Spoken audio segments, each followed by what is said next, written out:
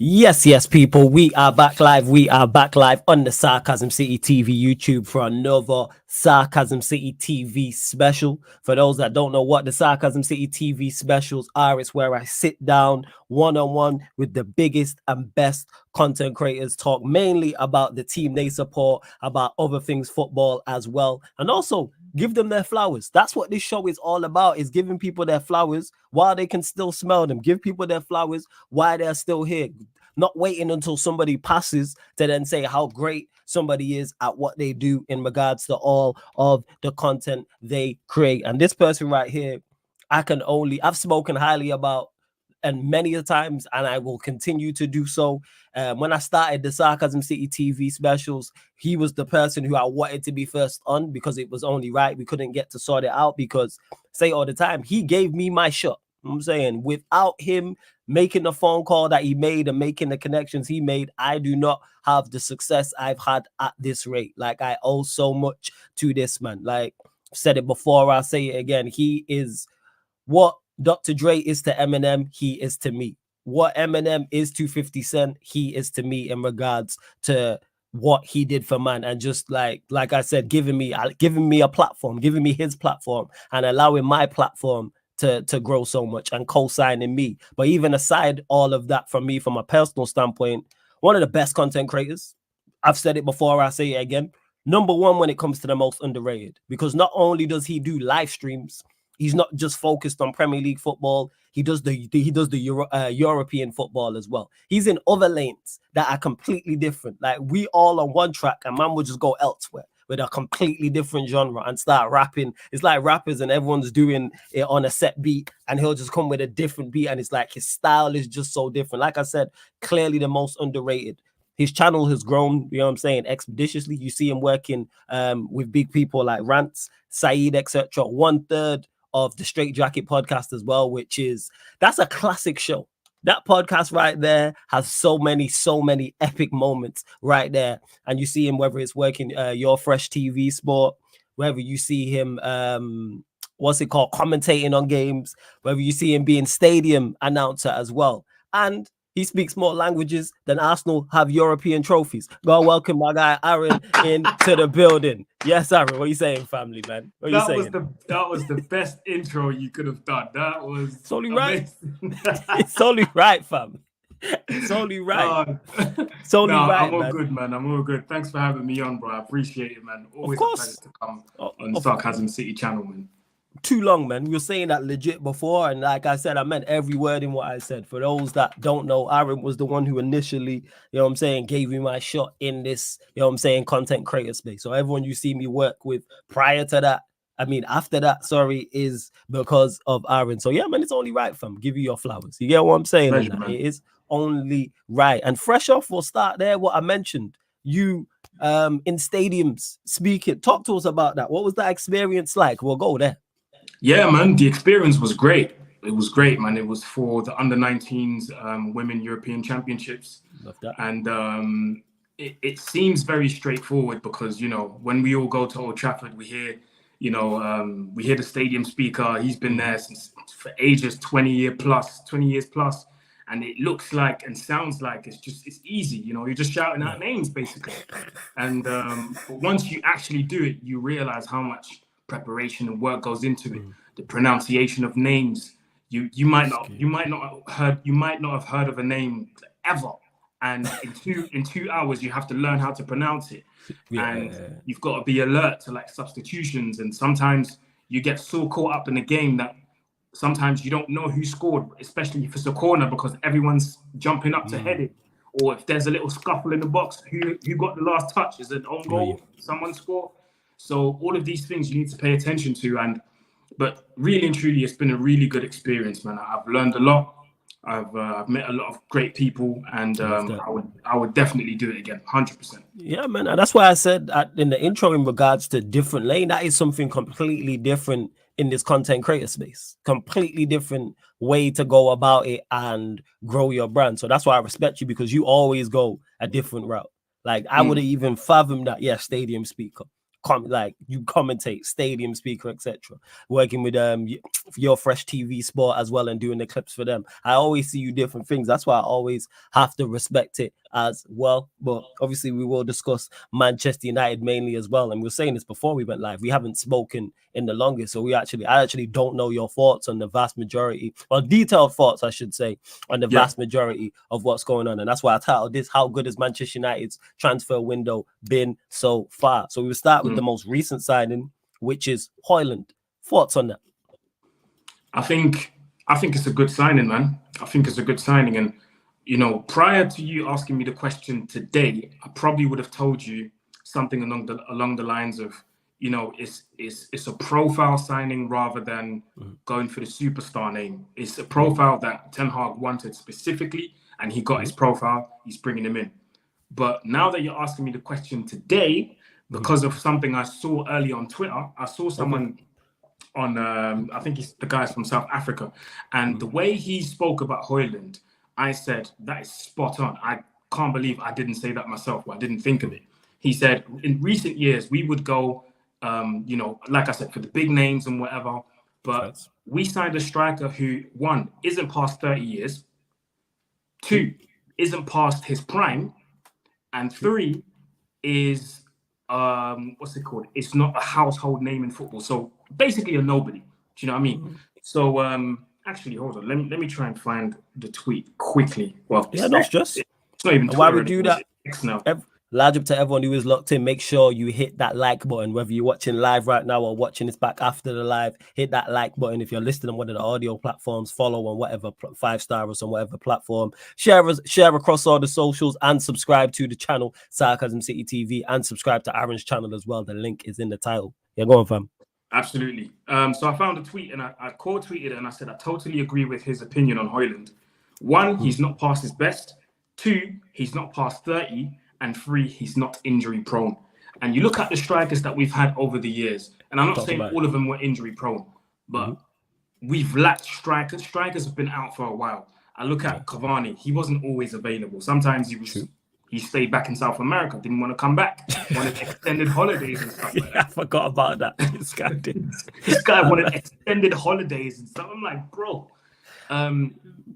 Apart from Cristiano, who was available all the time, Højlund is not past 30. Look at all the strikers we've had. Some of them were all past their 30s. Ronaldo, Cavani, Falcao was past 30. Igalo was past 30. Van Persie was an exception because he was past 30, but he got us the title. The title. And I think when we signed him, he may have been 29. He may have hit 30 when he was here. I remember it. I think he turned 30, but he already signed for us. He was already, I think so. But yeah, I get what you're saying. I'm looking at all these factors and I'm thinking, not past his 30s, not past his best, and not injury prone. Why not? Why not take a punt and say, you know what, let's bring this guy in? And who better to try and coach him and implement things tactically than Ten Hag?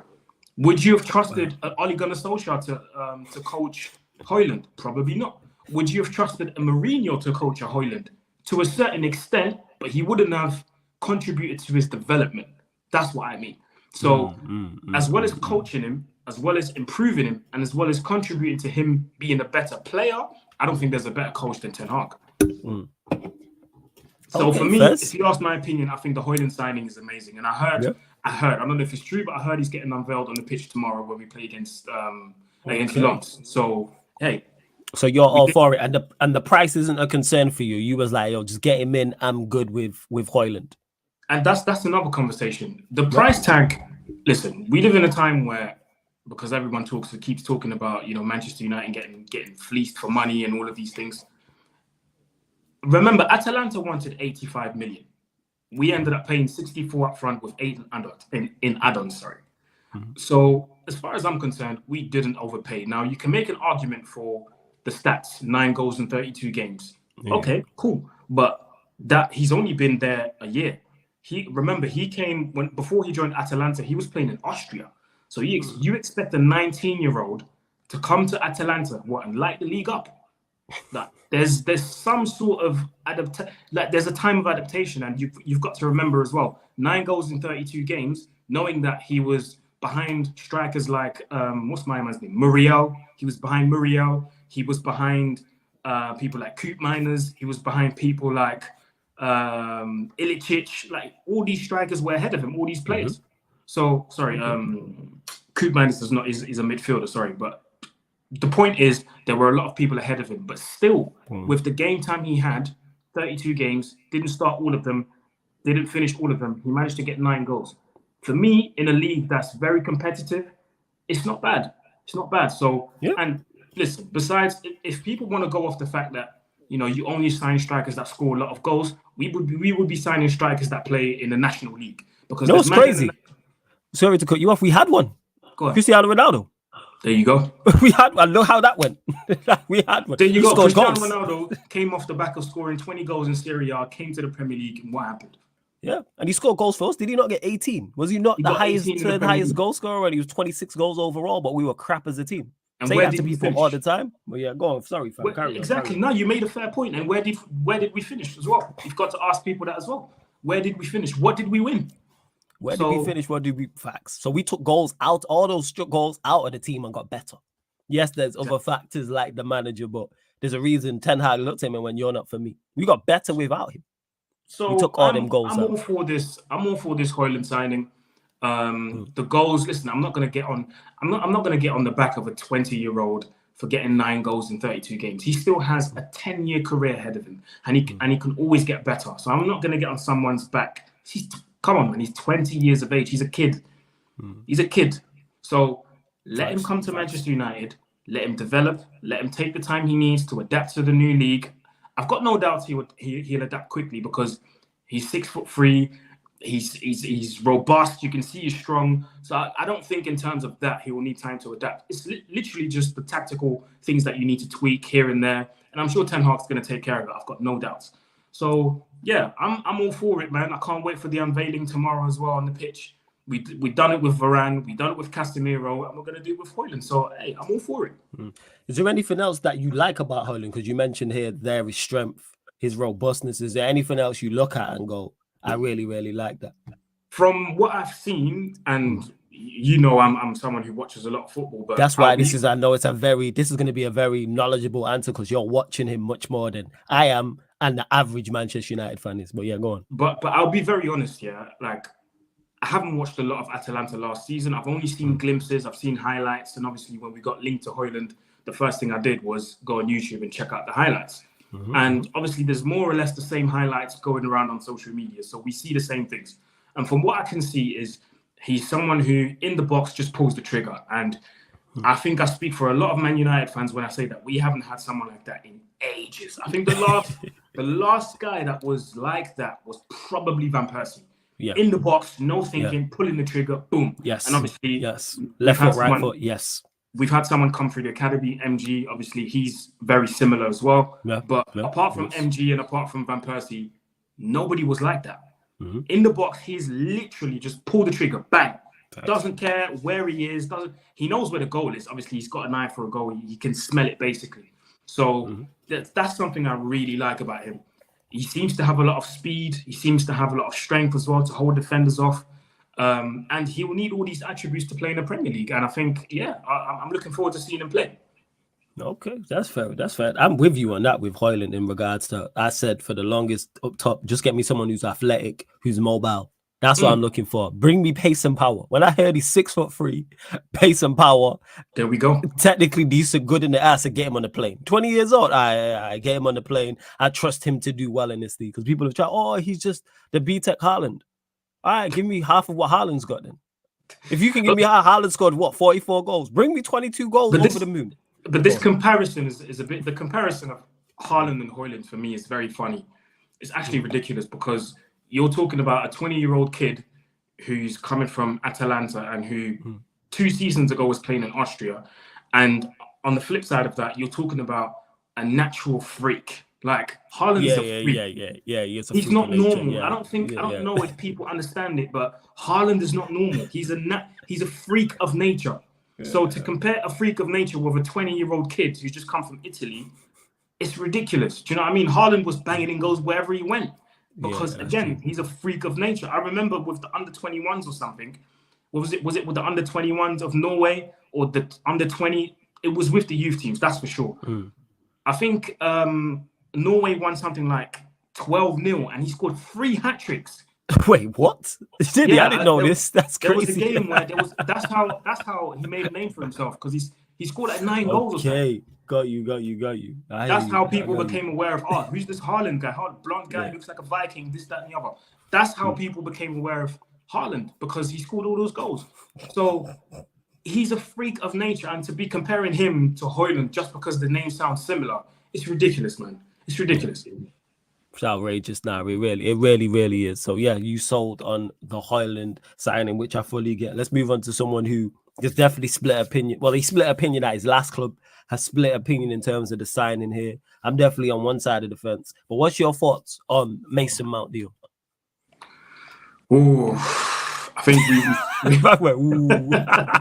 I think we all spoke on it. That tells you what I need to know, but go on. I'm glad it's not just me, but go on, carry on. Yeah, I think we all spoke on it, in the group chats and on Twitter, on social media. I think we all spoke on this.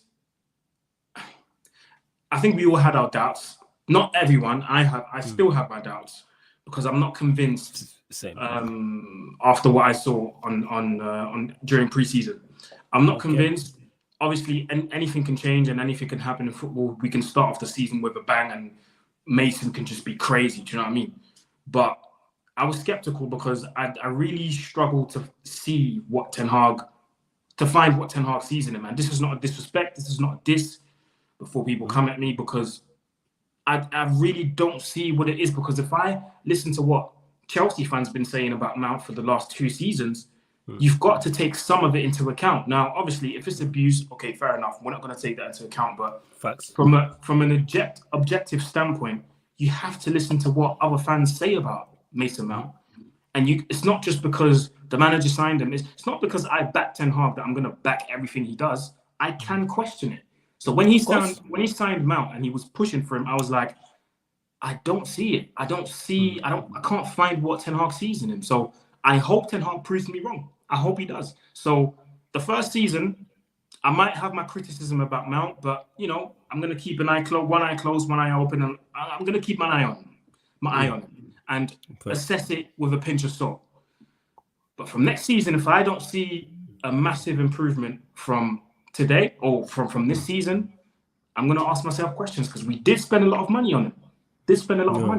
Now, obviously, we paid less than what the valuation was, but again, very, very skeptical about this signing, because our midfield was meant to be a midfield that controls games, that has ball retention, but we're not seeing any of that, to be honest. I mean, yes, it's only pre-season, but when I look at the Madrid game, that Madrid midfield of Bellingham, Cruz, Modric, they ran the show. Tchouaméni, Camavinga, that midfield. That was different, bro. That was very different. And remember, we're in the Champions League now. So Mount, Casemiro, Bruno in the Champions League against midfields that know how to control a football, know how to control a game, know how to dictate a tempo. I don't know, man. I'm not going to lie to you, Flawless. Like, this Mount signing, listen, he's at the club now, and I'm going to try and see what the positives are. I'm still see that? I'm trying to see, and you're saying that I'm trying to see what the positives are. I'm really trying, because it is because before we go on to the further signings as well, we'll go into that in regards to Ten Hag, because it seems from the outside looking in, I'm not sure if you agree, that Ten Hag is going with more high pressing, high energy, cover every blade of grass, better in transition, more direct football rather than possession based. And I think that's what he sees in Mason Mount. And when you look at all the players we've been linked with, it seems that is the base. Like when it is Amrabat, Amrabat can run, Mount can run, Højlund can run. Like, it seems that Onana allows us to play higher up the pitch. And then when you look all across the pitch, it's runners, athletes. That seems to be the way he's going with. Very similar to Klopp, like at Liverpool. Not so much now, but when Liverpool had their successful years. So what's your thoughts on that? And do you have an issue with that style? Or are you like, cool, go with what the manager's saying? Or would you prefer to have seen the more possession-based rather than the transition? I would have preferred to see the possession-based style of play, because there's more longevity in that. There's a lot of longevity in that. With the Klopp style of play, I think we've seen it with Liverpool, it works for 2-3 years, but then the players are gassed out. And when the players are gassed out, we've seen what happens. They all they pick up injuries, they decline. We've seen the declines of Henderson. We've seen the declines of Wijnaldum. We've seen the declines of even Salah, Mane, Firmino. They all decline because we did see Firmino as well. Yeah, that style of play demands a lot. And if you can't keep this up for 5-6 years straight, impossible. And we've seen it with Klopp. And we've seen with Pep that the possession style of football, it just outlasts everyone's style of play. So I'm very surprised that we're taking a different approach, to be honest.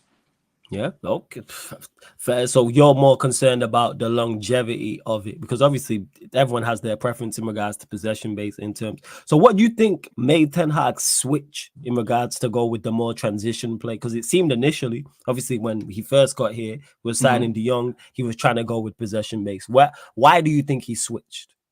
And do you think it's the right thing that he switched as well? Go on. I think he didn't switch completely. I think he wants to have a mixture of both.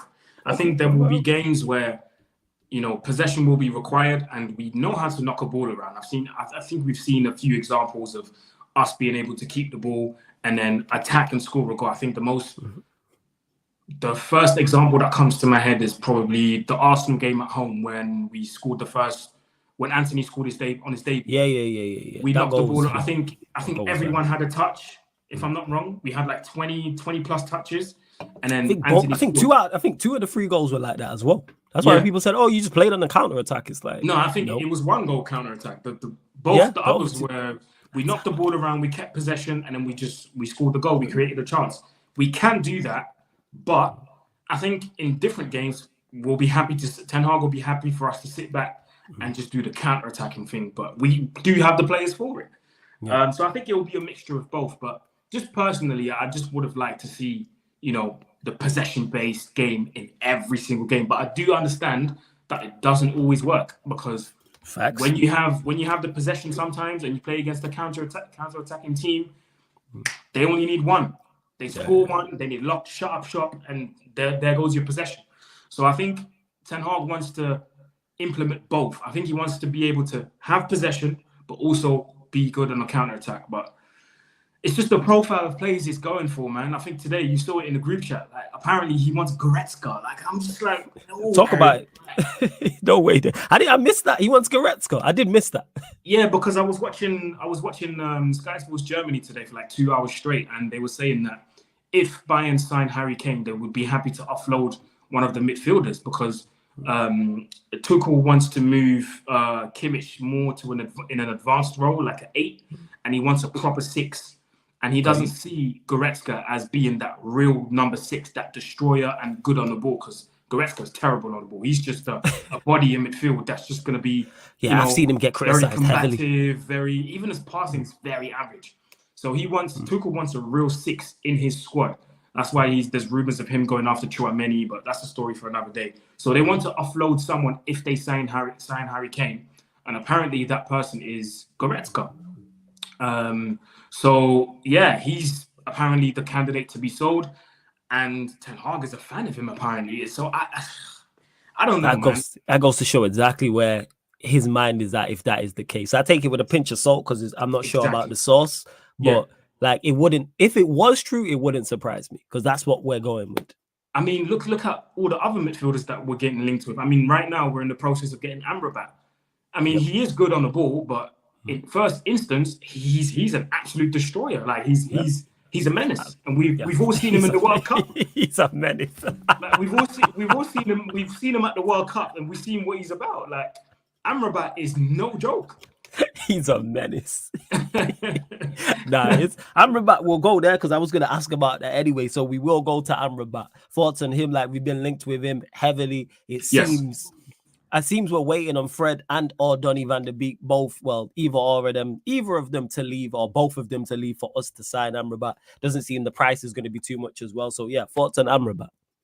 My thoughts on Amrabat, very good signing. I think him coming into the squad is what we needed because we need cover in certain positions, and the number 6 role is one of them. I think last season we've seen, yes, we can rely on Casemiro, but he can always go on a mad one and pick up a red card and get suspended for like 3 games, and then we've got no one. So if Amrabat can come in, and let's say Casemiro does get suspended or he is injured, Amrabat's there to fill in, and that's literally a like-for-like replacement, if not a better one, in my opinion. Because what Amrabat did at the World Cup, I haven't forgotten it till this day. And he's largely part of the reason why Morocco went so far. Because, yes, because he played really good. Mm-hmm. Yes, they had Ziyech, they had El Nassiri up front, and they had the goalkeeper, Bono, who was doing well. But in the heart of that midfield, Amrabat was the guy. He was the guy. So, listen, if we manage to get him over the line, if we can get him in before the season starts, brilliant.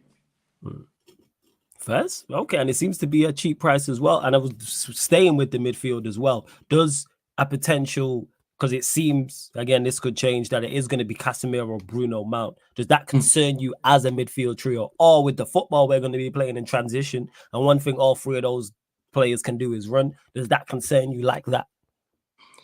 It does concern me because there's a big lack of control. Even though all three of them can pass the ball, I'm not saying they can't. They can pass the ball, but it's not always going to be 100. It's not always going to be accurate. There will be games where the passing will be awful, and those are the games I'm worried about.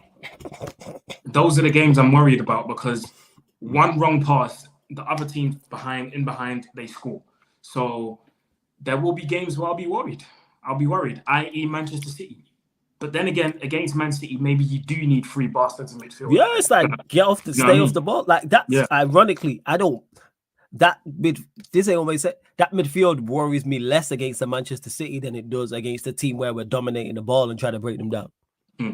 Because one thing I don't mind with Mount and Bruno, I never question those two players off, even though I'm critical of him off the ball.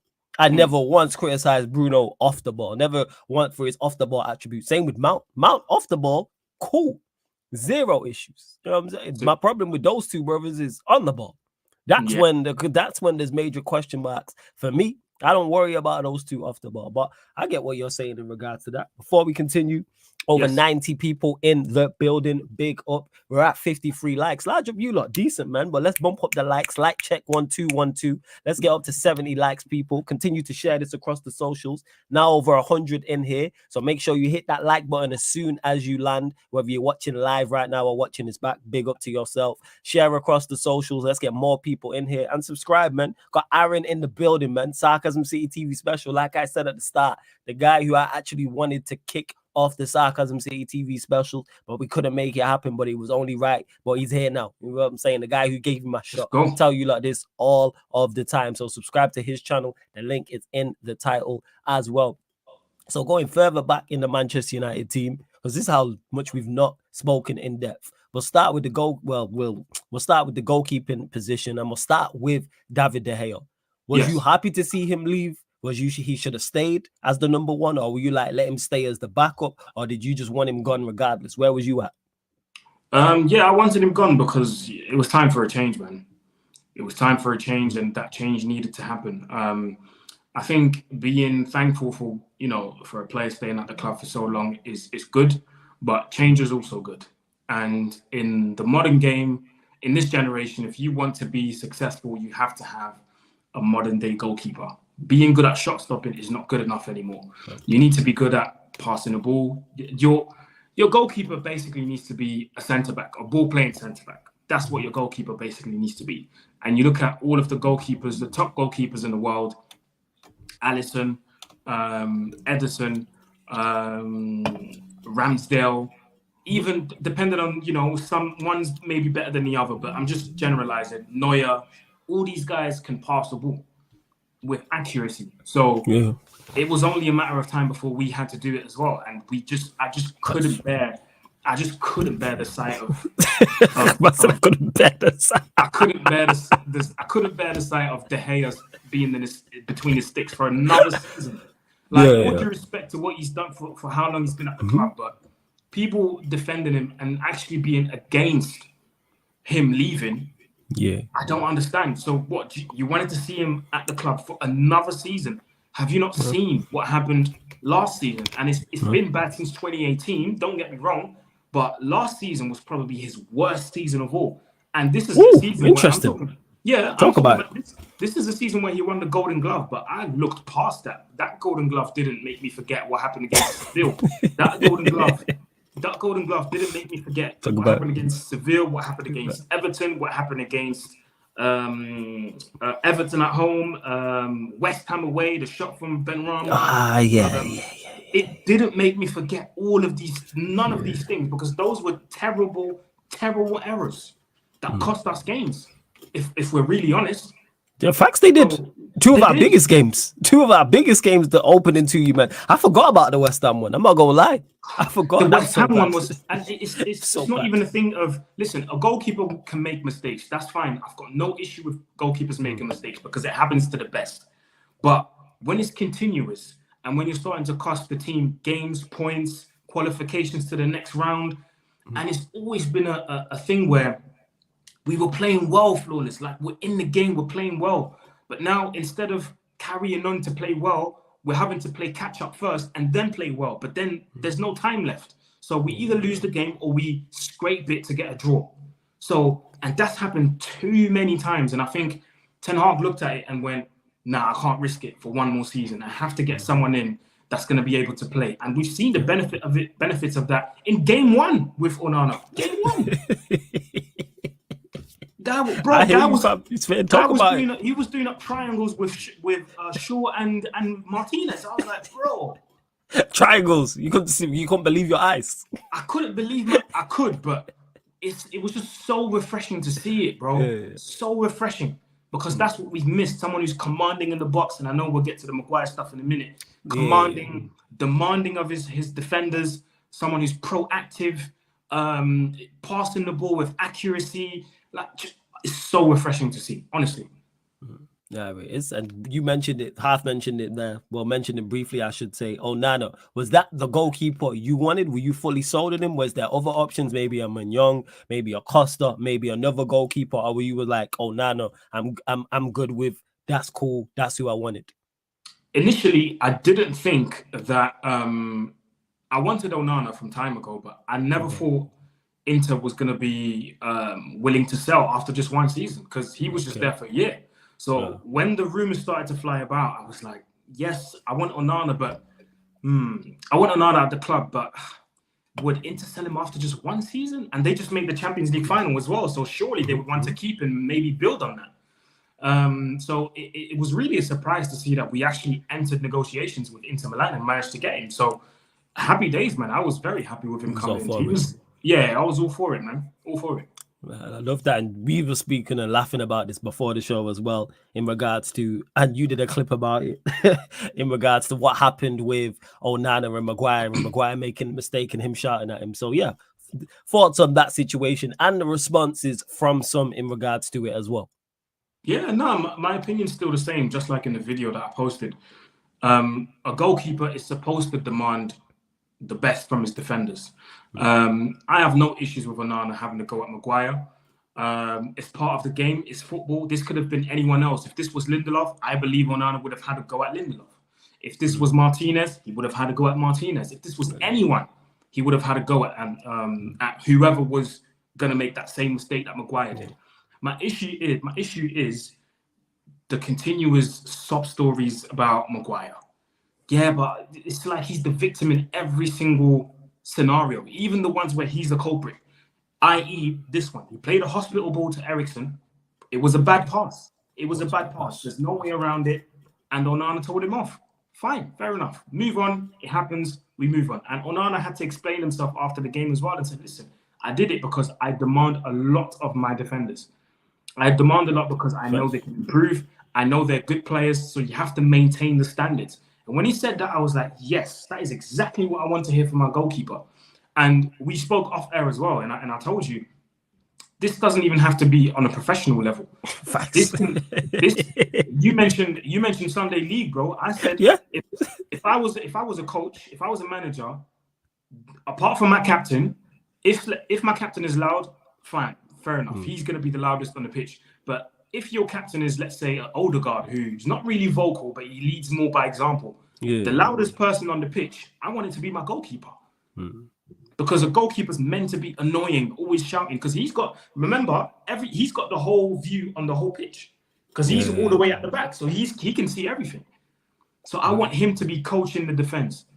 If a midfielder's in danger, obviously the people around him will shout, turn out and all these things, man on, but the goalkeeper can contribute to that as well. So I want my goalkeeper to be vocal on the pitch and to be giving out instructions and to give criticism as well. That's how you improve. Yes, that's how you improve. 100%. I saw a lot of people say, yeah, but he can do that in the dressing room. No, address it there and then. Deal with it now. Deal with it now, because you have to know that you messed up right now. Not in 5 minutes, not at half time. Now. I'm with you on that fully. And we've seen players have nearly bust ups on the pitch from the same team because one was telling the other off, and it was, it happens. I remember in the Europa League semi-final, I believe, Europa League semi-final 2021, when Oli was still managing us. I think we just conceded a goal against Seville, and Bruno and Lindelof. They were then argument. Yeah, and that's good. That's good to see. But you know what? That's what I want, because ultimately it makes both of them better. You keep the standards high, and everyone is being held accountable if the mistake happens. Yeah. And that's what I like. So everyone out there saying that he shouldn't have done that I heard someone say it's disrespectful to Maguire. What respect are you talking about? Because Maguire is not helping himself to get respected. So what respect are we talking about here? I fully hear that. I'm gonna stick with Maguire as well. Obviously, he's been stripped of captaincy. Was fifth choice, could potentially be sixth choice, depending on Johnny Evans as well. Yes. We rejected, I believe it was a £20 million bid from West Ham for Harry Maguire. Where do you stand with him leaving the club in regards to? Are you saying it has to be a permanent transfer for X amount? Are you saying get him out of the club for any amount in terms of a transfer? Would you accept a loan? Where are you at with it? Because I did see different opinions, in particular on social media, even on here as well in the chat, in regards to Harry Maguire and him leaving. Where are you at with that? I think it's best for both parties if he leaves. I think he's I don't think he's got anything, because what I said was I found it a bit ironic that, he posted pictures of him training with Carvalho, and I was like, fair enough, that's fine, but are you really going to improve at this age, 30? I don't think so. And I got a lot of stick for it. People saying that you're being negative, you can always learn, you can always improve. Maguire won't improve. That's what I believe. He might prove me wrong. That's fair enough. I'll hold my hands up and say I was wrong.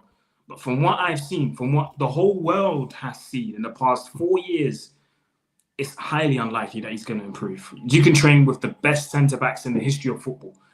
That's not going to make them... That mistake that happened against Dortmund, all right, cool. So you trained with Carvalho, innit? Did he not teach you not to give a hospital ball? Fez. So I think it's best for both parties if he leaves. I don't think he's good enough for Manchester United. He's never been good enough for this club. And that's just the honest truth. I'm not, that's not even a disrespect or a diss.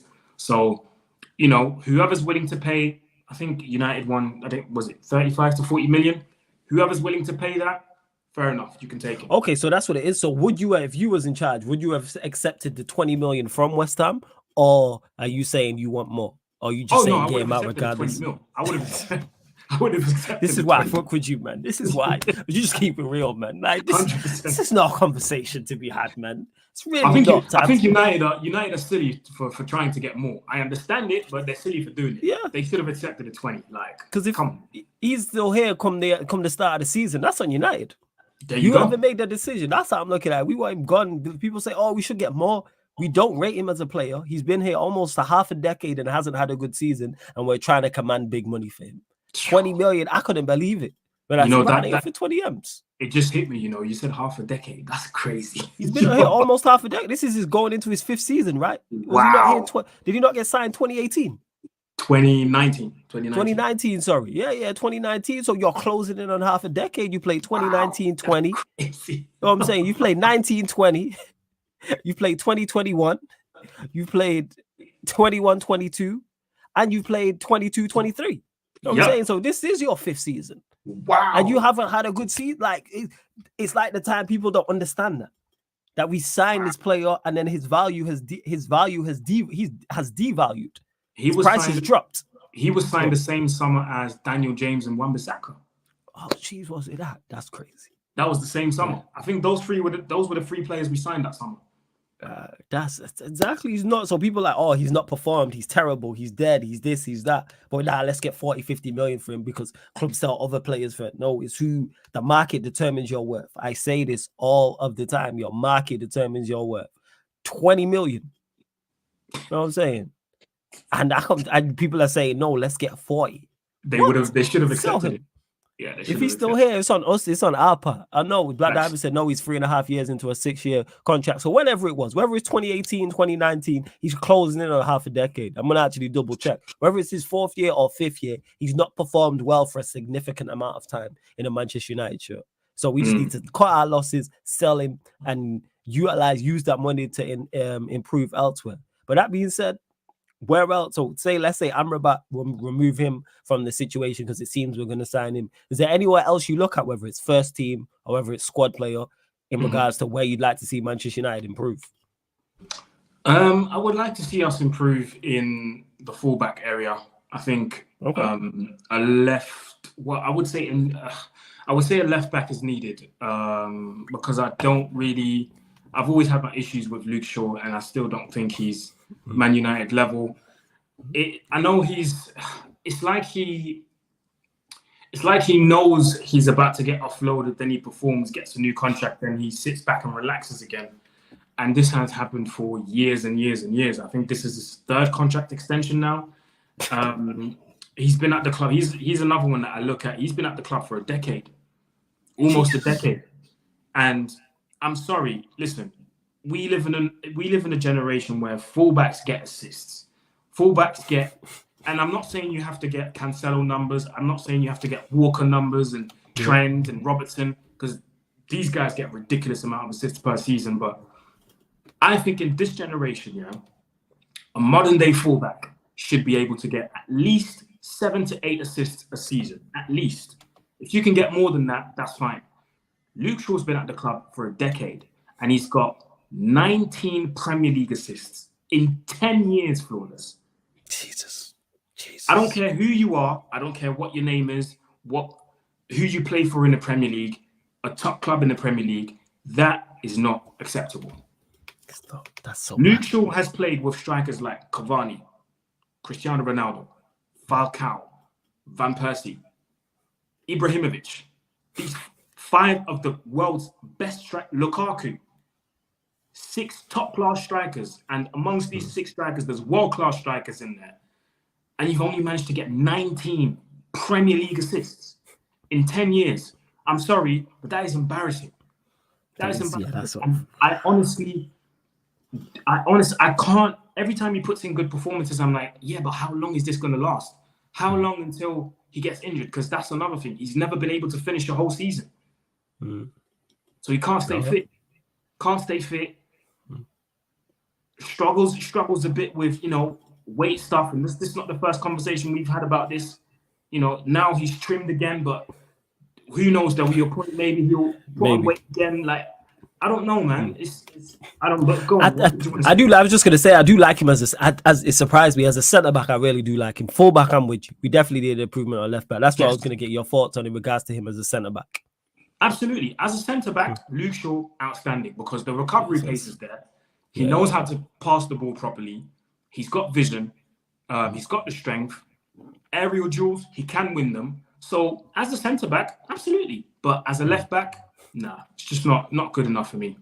Fair. So you're saying left-back also, and you said full-back, so you're looking in the right-back area as well, because you did say full-backs. I think with the right-back situation, for now, we're okay. We're good. I think going into the season with Wan-Bissaka and Dalot, them two will keep each other busy in terms of competition and making each other better.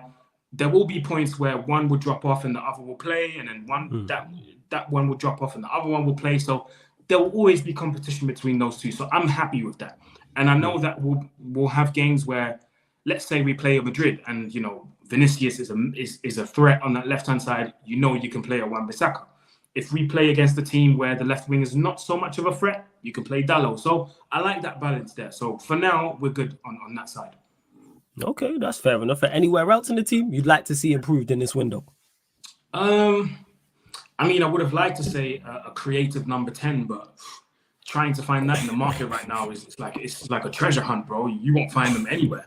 It's crazy. Stuff you guys really, you know what I'm saying, scout exceptionally well. But it seems that we might be going with a 6 and 2 8 anyway with Mount and Bruno. It seems like that's what we're going to do this season. It seems it's going to do that way. And someone else actually, I've not got your thoughts on. And obviously we've signed Højlund. Harry Kane, because we had Nuruddin on earlier on in this week talking about on the Sarcasm City TV special. Make sure you check it out because Nuruddin's the OG, and of course Aaron. They're 2/3 of the Great Straight Jacket podcast alongside Saeed as well. And he was like, Harry Kane's a great player, but he's not the Lord and Savior. Where are you at? Because he's someone I hear contrasting opinions. Some people are like, forget he's on the last year of his deal. Let's just go get him for whatever price if Spurs win 100 million. Others are like, at the right price, I want him. And then you've got others who are like, nah, I don't want Harry Kane, baller, can't do it on the big stage, etc., etc. Where are you at with that in regards to Harry Kane? All right, listen, those words from Nordin those are really, really good words. He's not our Lord and Savior. That's a very good He said something like that. He was like, he's not Messi, he's not Ronaldo. We don't sign Harry Kane. And what did he say? And all of a sudden, it changes everything. That is very, very true. As much as I'm a fan of Harry Kane, I think signing Harry Kane now is 3 years late. It's 3 years too late. Okay. Partially, it's on him because he should have left Tottenham time ago. I don't know why he stayed for that long. I don't know why he signed that extension. What was it back then for like 4 years, 5 years? I can't remember what it was. With no release clause. With no release clause, gentleman's agreement and stuff like that. It's 3 years too late. Signing Harry Kane now, he's 30 already. He turned 30 a couple of days ago. Turned 30. If you sign him now, how long are you signing him for? What? Are you giving him a 3-4 year deal? He's going to stay at the club till he's 34. And we've implemented this policy that we only want young players. Do you know what I mean? It's predominantly young players, let's say. I think it's 3 years too late. And I think signing Harry Kane now, yes, he'll get a lot of goals, but yeah, nah. So you're over it? I'm over it, yes. And in terms of what Ten Hag wants to do, Harry Kane's going to have that reflex of dropping in and trying to... No, we need you up front. Stay there. Someone's going to get the ball to you and you're going to bang in goals. But I think Harry Kane wants to maintain this dropping deep and spraying passes to his wingers type thing. Stay at Spurs if you want to do that. Don't come to Man United. You know what I mean? Stay at Spurs if you want to do that, my guy. With all due respect. So you're not with it because you don't want him dropping it because he doesn't. To me, how we're trying to go, he doesn't fit that transition. And yes, it's Harry Kane. Yes, he's world class. Yes, he get goals, assists, and all that. Go on, fam. Go on. He's not got the pace anymore for this transition football that we're trying to play. He's not got the pace anymore. The legs are gone. When he's injured, he's always that same ankle. So I'm not trying to take that risk. All right, that's fair. That's definitely fair enough. I'm moving away from transfers in regards to Manchester United. What are your expectations this season, more so of Ten Hag and the team as well? And when I say that expectations, I'm not only talking about results, so in terms of Premier League finish, how far we go in the Champions League, FA Cup, League Cup, but also on the pitch as well. What is it you're looking for in those areas? What am I looking for, like in terms of how we play? Yeah. In terms of how, we'll start there. Yeah, how we play. Yeah. How we play. I mean, I'm looking forward to us scoring more goals. I think that's one thing we've lacked. There was too many games where we won 1-0, 2-1. We're scraping it. Like, we're not scoring goals. And we have people on the pitch that are goal-scoring threats. Anthony, Rashford, Martial, Højlund now, Bruno, Mount. Like, everyone can be a threat, a goal threat. So we need to utilize that more. We need to, try and go for more goals, score more goals. We've got aerial threat now. We can score from set pieces again. So we need to try and utilize these things and score more goals. That's what I want to see this season. Is it? Okay. And where are you at in terms of expectation of what we should do results wise? So in terms of Premier League, Champions League? We'll go with those two first and foremost. I think we can more or less do the same as last season, which is finish in the top 4. I would say third, because obviously we finished 4th, so an improvement on 4th would be third. Now we finished third. We finished third last season. Oh, we finished third. Oh, man. We pipped. It was Newcastle. It was late. Yeah, we pipped Newcastle late. Yeah. Hold on. We did. Yeah. So we finished third. So I would say obviously an improvement on third would be second. So I would say second. I would say the same thing as last season, a Carabao Cup, and add a trophy to it, FA Cup. And Carabao. And I'm not saying challenge for the league because I don't think we're there just there yet. But try and be in that conversation. Try and be in that conversation. I think we can be. We can. Okay. All right. So you're saying we can first. That's high praise, high expectations as well in regards to the China challenge. So you're looking at second place. Obviously, Carabao Cup, which we won last year. You're looking at that. Looking at the FA Cup as well. Champions League. Yeah. Where are you at with that in terms of round? How far are you looking to go? I'm gonna say I'm not gonna have too many expectations, so I'm gonna say a round of 16.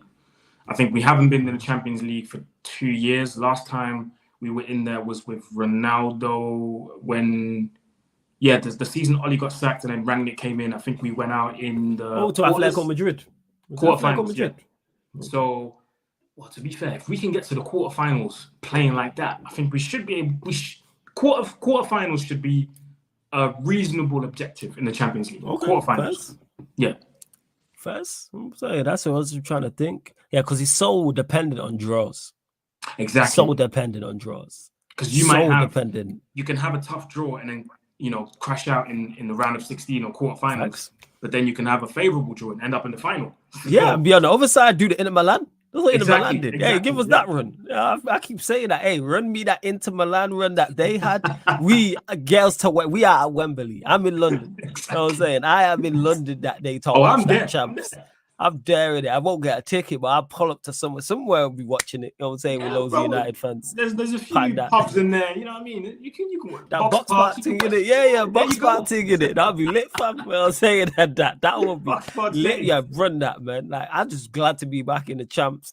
Yeah, man. Hopefully we get past that. If we get to the round of 16, I'll be over the moon. Because like I said, it's so dependent on the draw. So dependent. Very, very dependent on that. Yeah. But I'll say quarterfinals. You're saying quarterfinals. All right, first. And speaking of Manchester United and what our success is dependent on it, and this is something we haven't really spoken about at all, the ownership. So obviously, it's still going on. There isn't really too many reliable sources, so it's all just speculation. Where do you stand with the ownership? Do you want Sheikh Jassim? Are you saying Jim Ratcliffe? Are you saying it has to be one like? Do you have a preference, or you're saying just get the Glazers out? Where are you at with it? Yeah, where are you at with it? I think I've got the same opinion as a lot of people. I think I want the Qataris to come in. I want them to take over and obviously, revamp the whole club pretty much. But I know that these things take time and there's a lot of work behind the scenes that needs to be done before the handover is being done officially. So we don't know how much longer it's going to take, but I hope it's soon. I hope it's sooner than possible. Somewhere I hope it's before the season starts. That would be brilliant. But if it takes longer, then it takes longer. But I definitely want the Qataris to come in. So Sheikh Jassim and all of his associates.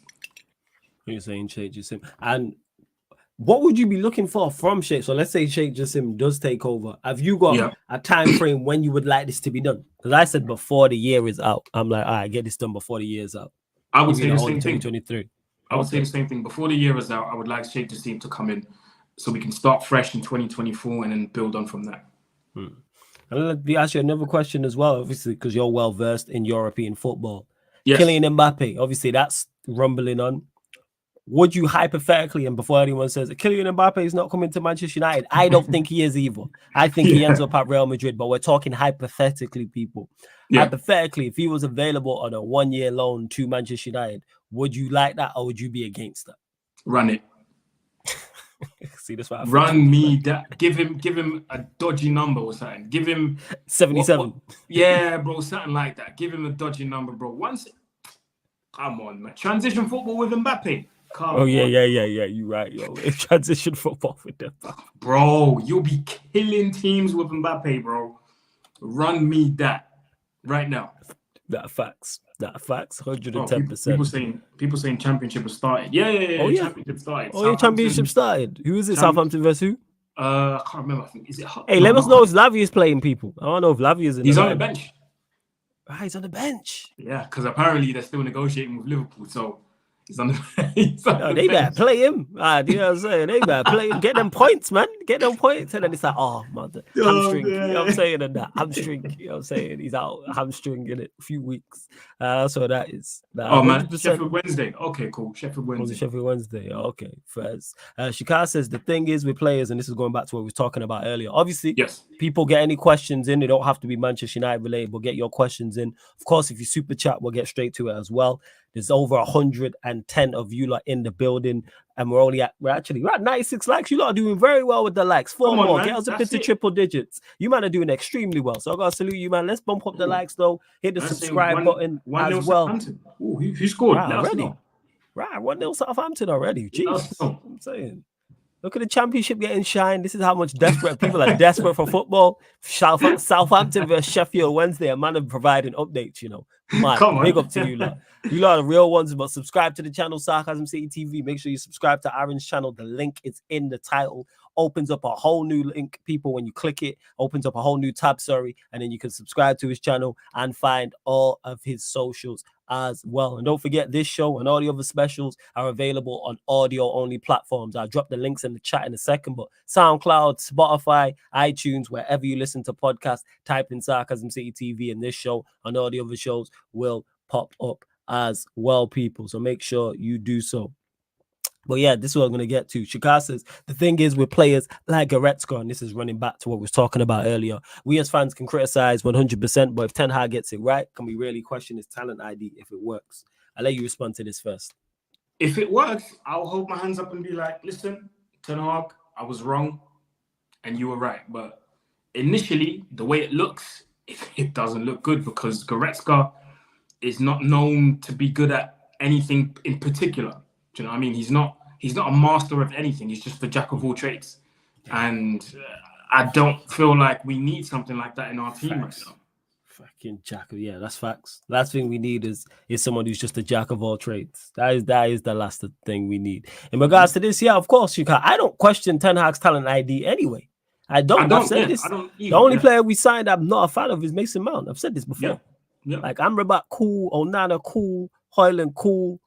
Casemiro's obvious. Martinez, cool. Malacia, cool. Anthony, cool. Like, do I need to see more from some of the names I mentioned that yes, in particular the players who signed in his first stint. But I have no issue with his talent ID. People keep mentioning this because I know you, Shikar, but we'll get linked to a player. People say, see, we're linked to such and such. What's the source? That's what I always say. Like earlier on in this window a few weeks ago when we was linked to Jordan Pickford, and people tried to run with that. How you linked to Jordan Pickford, blah, blah, blah. We was never signing Jordan Pickford. Hell no. Never happening. It was never, ever happening. It wasn't even a reliable source. It's not like a Fabrizio Romano or Ornstein or somebody tweeted that out or stated that. You know what I'm saying? On a site or anything or in an interview. But people just want to run with what they run with. And yeah, Jesse, Ten Hag ain't going to get all of his signings right. That's every manager. That's every manager. But if he gets it right, if I criticize the signing and then it doesn't go and it goes right, I'll be like, yo, hold my hands up. Done it before Sir Alex where there's certain signings are like, and it's hit. But like we will see. Like hopefully the Mount signing does hit. I just don't personally see it working. And then that's on Mason Mount, and then that's on Ten Hag. Yeah, go on. Yeah, just want to say as well. I've got about 5 minutes left because I need to host a space. No stress, fam. On Twitter.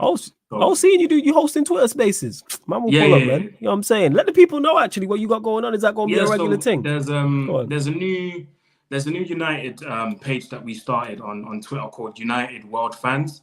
The whole aim of it is to involve the global United fan base because we're everywhere.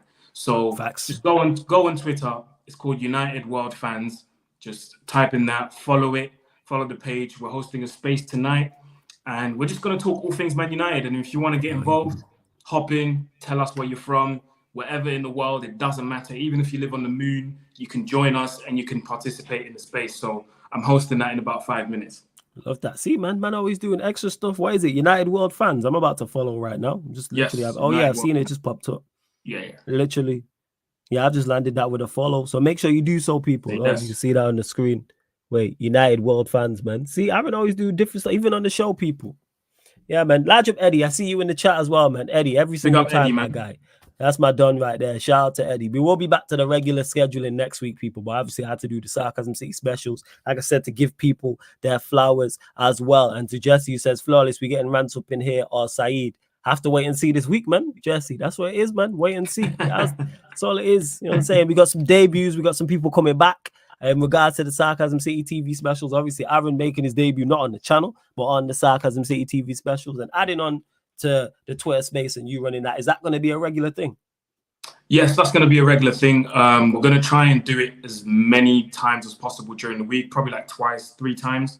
But yeah, the season's starting soon, obviously. So yeah, we're going to look to do as many as we can. Tomorrow, probably straight after the Lens game, because I think kickoff's at 12:45. So we're going to try and host the space maybe for like half an hour, 45 minutes after the game.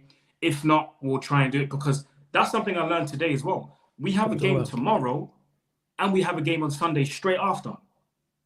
Jeez. Yeah, both teams. So one will be a senior team, one the youngsters, I'm guessing. Exactly, yeah. Or actually, it could be 2. It could be mixed. It might be a strong-ish team here at Old Trafford and a strong-ish team in Dublin.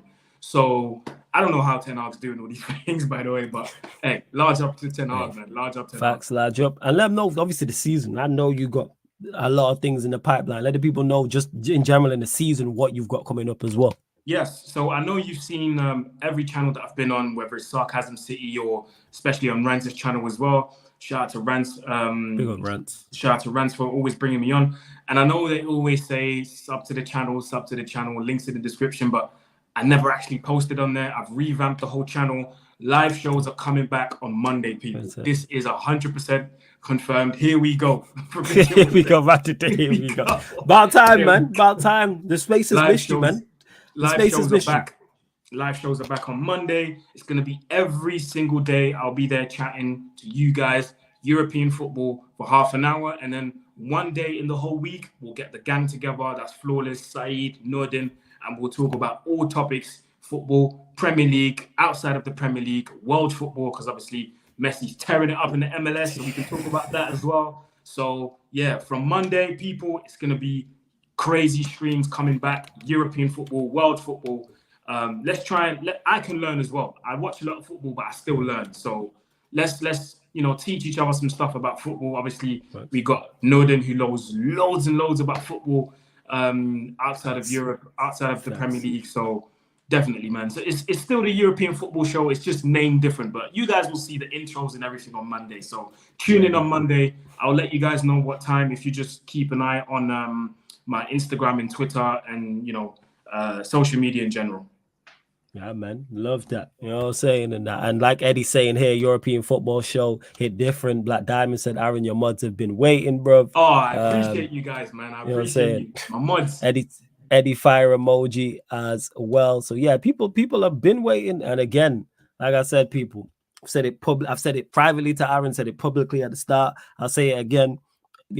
Oh, this man so much for what he did for me in this space in terms of me as an individual brand. Obviously, me at the channel Sarcasm City TV was the first person to come on a platform I had, you know what I'm saying, and co-sign, man. He was the first person to put me on a pre-recorded show on his channel, first person to put me on a live stream as well. So much of the success and growth I've had is because of Aaron co-signing. Said it at the very start, I'll say it again. So Aaron said this yesterday because me and Aaron ran into each other yesterday randomly. Randomly, it was in town and we just ran. I was like, oh shit, that's Aaron, random. And I said that to him. I was like, yo, love. And again, Aaron, I tell you this, love for everything you've done for man in the space, man. Much appreciated, man. Always. You already know, always love and respect. Of course, man. We'll keep helping each other out in this space, man. That's 100% for sure. Without doubt. And Jay says here, miss them live shows with you, Flawless and Saeed. Yeah, man, Aaron gonna bring it back. You already know, man. He's the guy. He's the guy too. But Aaron, before I let you go, I know you need to go host the space. Anything else you want to add or anything like that? No, man, just follow me on all my socials. The @ name is right here. There we go. Just follow me everywhere. Instagram, Twitter, TikTok. Those are the three apps where I'm really active. And obviously from Monday on YouTube, back with the live shows. There you go, people. So the link's in the title for Aaron's channel. Big up to everyone who has locked in. We're back midnight, people. We're back midnight with another Sarcasm City TV special. Obviously got Aaron on now, had Matisse on earlier, and we've got a Liverpool fan on, big Liverpool fan content creator on the midnight show, people, making his not only his debut on the channel, making his debut on the Sarcasm City TV special. Gonna be a great show. You lot are gonna enjoy it, and I think be surprised. I'm not sure if you lot know that I've actually worked with him before. I don't think you lot in the chat will. I think you lot in the chat will be surprised, but I'm going to continue to run these Sarcasm City TV specials all week. So like I said, midnight, got a Liverpool content creator on Saturday, got Arsenal fan on 11:30 p.m. Again, someone else making their debut on the channel, making their debut on Sarcasm City TV special. And then Monday, I've got one 7:45, a Manchester United fan returning. So just keep a lookout. All this is on the upcoming live stream schedule. I've already updated the live stream schedule in regards to next week as well, when we're back to the regular content, because the Premier League season is indeed starting. But Aaron, man, love every time for jumping on, man. You already know what it is. Thanks for having me on. Man. Anytime. Yeah, man. I'll come back, bro. Yeah, man. We therefore, anytime I'm running the specials in the week, therefore get you one. Obviously, any big news breaks with Manchester United, but you know you're more than welcome here anyway. You already know what time it is. I appreciate that, man. Every time. But large up to everyone in the chat. I've literally just dropping the audio links in the chat. SoundCloud, Spotify, iTunes, wherever you listen to podcasts, make sure you type in Sarcasm City TV, because you might not want to have the YouTube app open. You might want to listen while you're cooking, while you're cleaning, while you're at work. You may be on your way to work. You may be in the gym, people. Whatever, like you might be driving, whatever that case may be. Big Six Bands is live, so we're gonna raid them. So make sure you head over to Big Six Bands as well. Shout out to Muntz and the gang. But this has been a Sarcasm City TV special with special guest Aaron, live on the Sarcasm City TV YouTube. Thank you very much for tuning in.